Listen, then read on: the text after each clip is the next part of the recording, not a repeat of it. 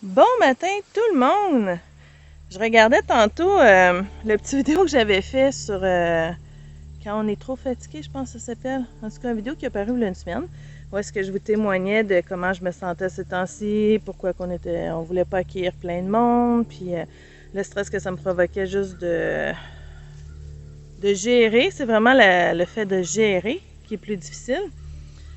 Pour moi quand je file pas. Puis je me comparais à v'là une semaine, puis écoutez, je vais beaucoup mieux. Pas assez mieux pour dire on commence les ateliers, on accueille tout le monde, parce qu'on a quand même notre année dans le corps. Mais c'est vraiment le manque de sommeil qui me magane le plus. Là, on a trouvé, vous savez, dans l'autonomie, quand quelque chose va pas, j'ai pour principe qu'il faut trouver des solutions. Des fois, les solutions, elles peuvent venir de n'importe où.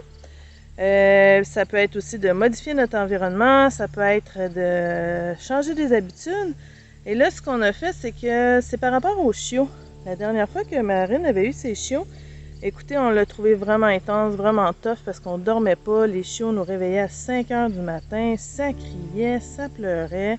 La façon qu'on était installés, on les entendait énormément. Là, ce qu'on a fait, c'est qu'on leur a fait un enclos au sol. Un bel enclos, ils sont bien, on tempère la pièce. Écoutez, on les descend en bas, ils pleurent même plus. Ils dorment, puis ils vont nous réveiller juste à 6h30 le matin parce qu'on les entend un peu, puis c'est quand même une bonne heure pour se lever. Quand on a une fermette, puis qu'on a le train à faire, qu'on veut prendre le temps de prendre notre café. J'aime beaucoup m'asseoir devant la fenêtre à la table, regarder dehors en prenant mon café, lire un peu, prendre le temps de me réveiller. Ensuite, sortir, prendre soin des animaux, puis pas être cerné jusque-là. Tu sais, eux autres s'en foutent qu'on soit cerné, mais c'est parce que souvent, avec les cernes vient la fatigue. Hein? Fait que j'aime bien mieux aller les voir, puis être en pleine forme, top shape. Puis ensuite, avoir le plaisir de venir faire le tour du jardin. Puis là, je peux dire plaisir parce que mes bébites, ça diminue. Ça diminue beaucoup. Les plants ont énormément poussé. C'est une des choses que je voulais vous montrer aussi par rapport aux vidéos de v'là une semaine. Je vous parlais de mes courges, puis là, je regardais la vidéo, je suis comme « Ah! Ça a doublé ou ça a triplé. » Probablement que dans l'autre vidéo, vous l'avez vu, mais je voulais juste quand même faire le comparatif. Regardez, je sais pas si on le voit. Dans la vidéo, on voyait plein de terre au centre. Là, ça l'a grossi. Je commence même à avoir des petites... des fleurs, puis je commence à avoir aussi des petites courgettes. Courgettes jaunes, je pensais qu'elle allait être verte, puis ils vont être jaunes. Faudrait que je regarde mes sachets. On a tellement planté de trucs que j'en oublie des bouts. Fait que je voulais vous montrer ça, vous dire c'est ça, que j'allais mieux. Merci pour tout le monde qui s'inquiétait, le souci et tout. C'est vraiment le sommeil. Si vous n'avez pas un bon sommeil, vous allez me comprendre quand que je dis qu'un manque de sommeil équivaut à un manque d'efficacité dans la journée. Des fois, on n'a juste pas le choix. Il y en a qui ont des gros problèmes d'insomnie. Je vous souhaite de tout mon cœur de trouver la solution. Moi, ce qui se passait par rapport aussi à mon sommeil, ça fait des années que je me réveillais là, souvent la nuit. J'avais pas un super bon sommeil. Puis en allant voir une chiro qui est aussi kinésiologue, pas kinésithérapeute, kinésiologue qui vérifie les organes internes par rapport à vos réflexes et tout. J'apprécie beaucoup les médecines alternatives, même si j'ai beaucoup de respect pour la médecine traditionnelle aussi. Des fois, il y a comme des limites à ce qu'ils peuvent faire par rapport aux contraintes, aussi même qui leur sont imposées. Tu sais, des tests qui ne te feront pas aller passer parce que les budgets sont coupés, mais qu'en allant sonder vers d'autres médecines alternatives, on est capable de découvrir des choses. Moi, j'avais des problèmes de sommeil, des problèmes de surpoids aussi. De toute façon, vous me voyez, fait que vous voyez que je suis pas quelqu'un qui pèse 110 livres.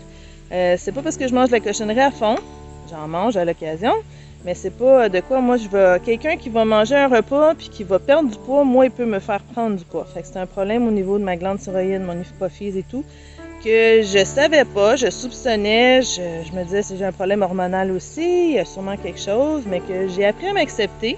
Je suis capable de me regarder dans la glace puis de voir mes points qui sont positifs, de me trouver belle même si je suis pas un top modèle, mais de toute façon la beauté c'est relatif, hein. Les top modèles sont belles, mais c'est selon un standard de société, c'est selon comment qu'on vit.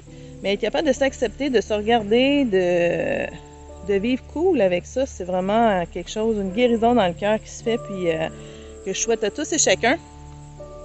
Et finalement, en allant voir ma kinésiologue, on a découvert que oui, j'avais un problème au niveau de l'hypophyse qui ne communiquait pas bien avec la glande thyroïde.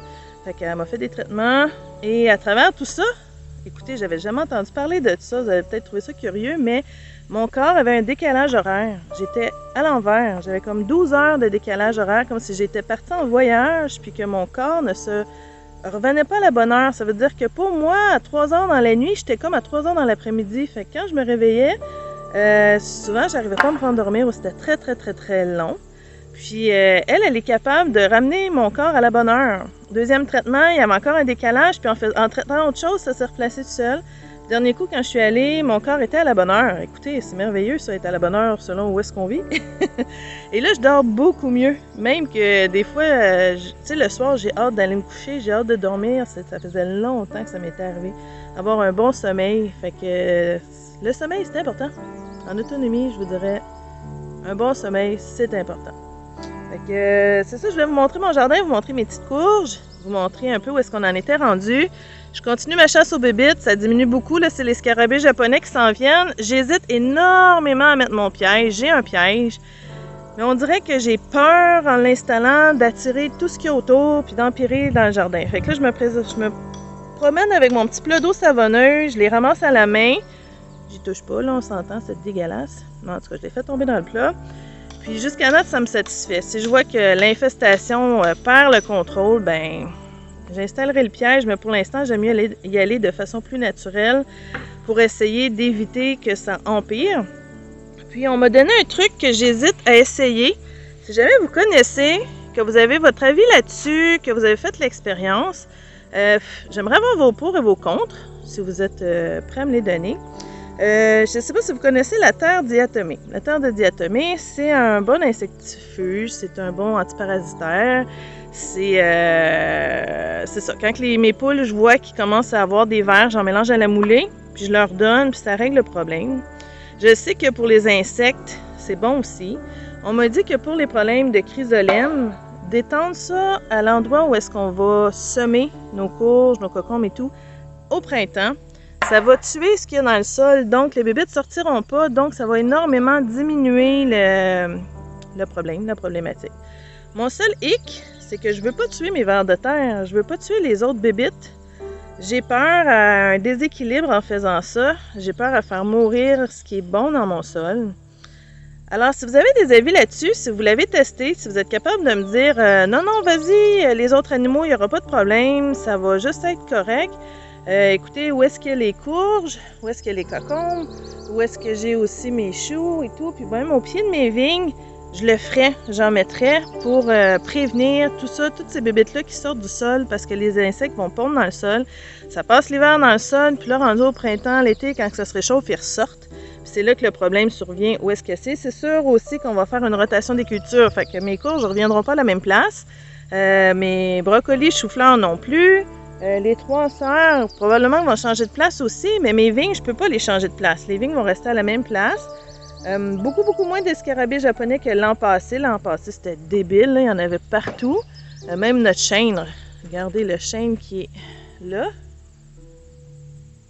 Il était infesté. Il mangeait tout. Mes petits rosiers sauvages étaient infestés aussi. Là, c'est pas trop pire, ça a de l'allure. Fait que donnez-moi votre avis là-dessus. Si vous pensez que oui, ça pourrait avoir du bon, puis que je risque pas de tout tuer mon sol, ou sinon ben, je vais continuer de me battre avec. Ou sinon, ben, je vais continuer de me battre avec ma petite balayeuse, essayer de récolter ça le plus vite possible, d'être assidu, puis planter des plants qui vont aider. Pour les doriformes, on m'a dit de planter du lin à travers les patates. L'année prochaine, c'est sûr, je l'essaye. De toute façon, souvent, les graines de lin, j'achète ça en grosses poches de 25 kg pour les poules. Faire des bons cocos oméga 3. Fait que je vais essayer ça. Fait que je vous montre les courges. Oh, j'ai une super de belle fleur. On va aller voir en même temps si elle a des bébites, puis je vais les aspirer avec la balayeuse. Puis, ben, sur ce, je vous souhaite une belle semaine, un bon temps. Puis, dans pas long, là, on va être plus dans la maison, fait que je pourrai plus vous montrer des choses. Je voulais montrer les petites cailles, mais finalement, je dois en avoir au-dessus d'une vingtaine. Les petites cailles, là, ils ont reposé dans le frigidaire. Je vais les mettre au congélateur. Fait que je vais les compter aujourd'hui. Quand j'étais en train de les abattre, ça ne me tentait pas de compter. Fait que c'est ça qui est ça. Le jardin avance, ça monte. Je fais ma vaisselle. Je suis super heureuse de voir que c'est tout vert. Yeah! Fait qu'on va l'avoir. Wouh!